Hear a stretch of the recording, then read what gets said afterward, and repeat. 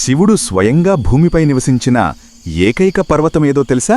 ఈ వీడియో పూర్తిగా చూసే ముందు మన ఛానల్ సబ్స్క్రైబ్ చేయండి, అలాగే పక్కన ఉన్న బెల్ ఐకాన్ మొక్కండి. శివపార్వతుల కుమారులు గణేశుడు, కుమారస్వామి మధ్య ఒక పోటీ జరిగింది. బ్రహ్మాండాన్ని ముందుగా చుట్టివచ్చిన వాడికే పేళి.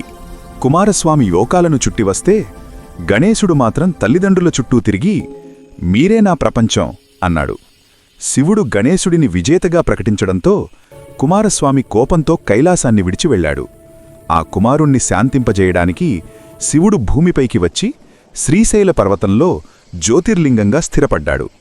జాజి పుష్పాలతో పూజింపబడే ఆ శివుడే మల్లికార్జునస్వామి. అక్కడే పార్వతీదేవి భ్రమరాంబికాదేవిగా నివసించింది. అందుకే శ్రీశైలం, శివశక్తి ఇద్దరూ ఒకే చోట దర్శనమిచ్చే మహాక్షేత్రం. జై మల్లికార్జునస్వామి, ఓం నమఃశివాయ అని కామెంట్ చేయండి.